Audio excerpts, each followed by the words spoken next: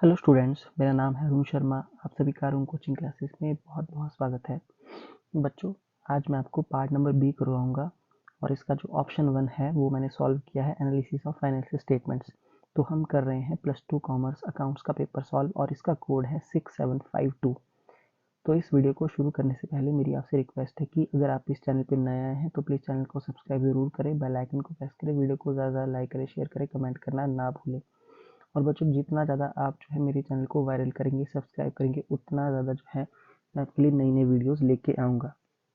तो देखिए, यहाँ पे लिखा गया है question number 27, statement 1, in case of non financial enterprises payment of interest and dividends are classified as financing activity, ठीक है, whereas receipt of interest and dividends are classified as investing activity. तो बच्चों, मैं आपको बता देता हूँ कि जो नॉन फाइनेंशियल एंटरप्राइजेस होती है उसमें इंटरेस्ट की पेमेंट और डिविडेंड की जो पेमेंट होती है उसको फाइनेंसिंग एक्टिविटी में ही क्लासीफाई किया जाता है ना। और जो रिसिप्ट होती है इंटरेस्ट और डिविडेंड की उसको इन्वेस्टिंग में ही क्लासीफाई किया जाता है। तो ये ऑप्शन बिल्कुल सही है, ठीक है। दूसरा स्टेटमेंट जो इसकी सेकंड है, तो इन्वेस्टिंग और financing transaction that are require the use of cash और cash equivalent should be excluded from cash flow statement. तो बच्चों, ये वाला जो है रॉन्ग है, ठीक है, ये वाला गलत है, ठीक है।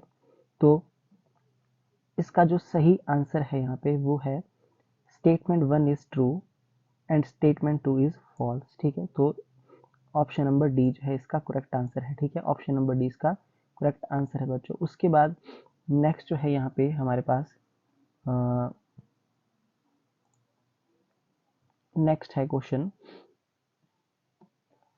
द 28th का A part, the activities that results in changes in the size and composition of the owner's capital and borrowings of the enterprises, ठीक है।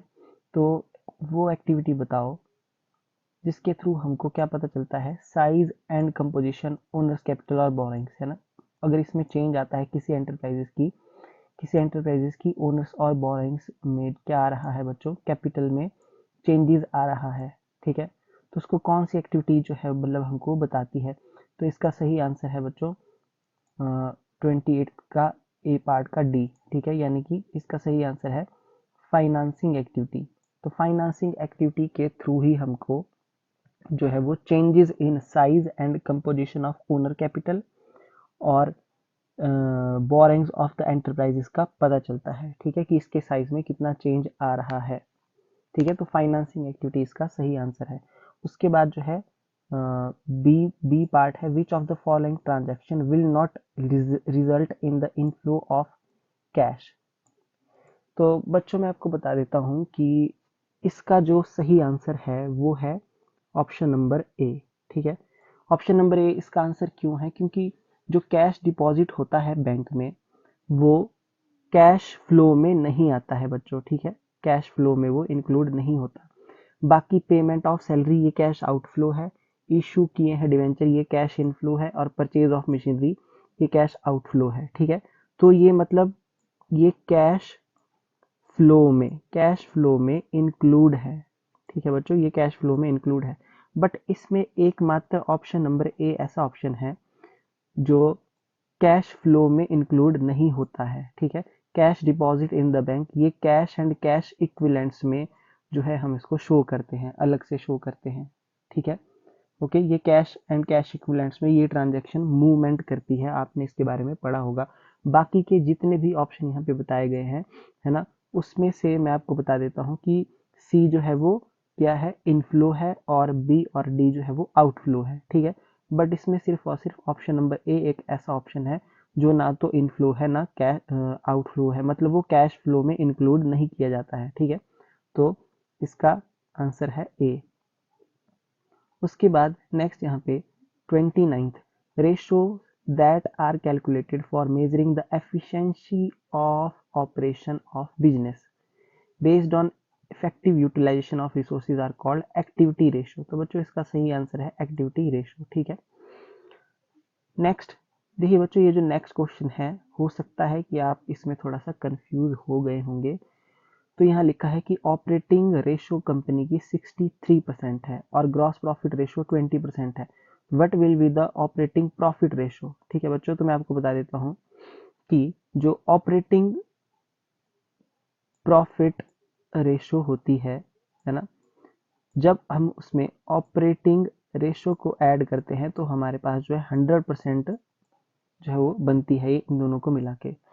तो जब हम 100% में से 63% को माइनस करेंगे तो हमारे पास जो है वो 37% जो है आंसर आएगा। ठीक है, तो इसका आंसर जो है 37% मेरे हिसाब से होना चाहिए, मेरे अकॉर्डिंग होना चाहिए। ठीक है, इसका फॉर्मूला मैंने आपको बता दिया, operating ratio plus operating profit ratio. Operating profit ratio is equal to 100%, तो 100 माइनस 63% इज इक्वल टू 37% जो है इसका आंसर होना चाहिए था। ठीक है, हो सकता है कि टाइपिंग में गलती हो गई हो, है ना।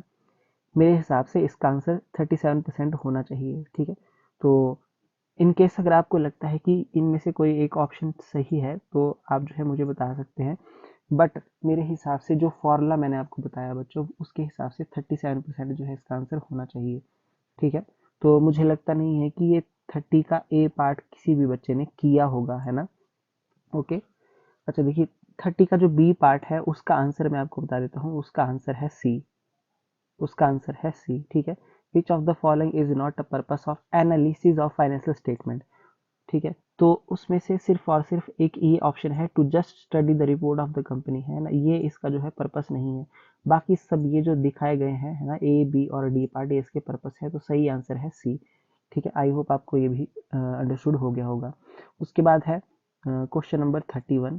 तो under which the major heading और sub heading will the item will the following items be shown in the balance sheet of company as per schedule 3 part 1 of the companies act 2013। तो देखिए यहाँ पे आपके पास तीन ऑप्शन दिए गए हैं, सॉरी तीन आइटम्स दी गई हैं, इनका हेड और सब हेड आपको बताना है। ठीक है, तो देखिए इनका हेड और सब हेड क्या होगा। प्रीपेड इंश्योरेंस का जो हेड होगा वो होगा करंट एसेट और सब हेड होगा other current asset. Unpaid dividend का हेड होगा current asset, sorry current liabilities, और सब हेड होगा अदर करंट लाइबिलिटीज। और पब्लिक डिपॉजिट का नॉन करंट लाइबिलिटीज, है ना, और सब हेड होगा लॉन्ग टर्म बोरोइंग्स। तो बच्चों ये था आपका क्वेश्चन नंबर 31। ठीक है, तो यही इसके आंसर हैं बच्चों। आई होप आपको ये समझ में आ गया होगा, है ना। सो आज के लिए इतना ही। प्लीज़ चैनल को सब्सक्राइब जरूर करें, बेल आइकन को प्रेस करें, वीडियो को लाइक करें, शेयर करें, कमेंट करना ना भूलें। Thank you so much.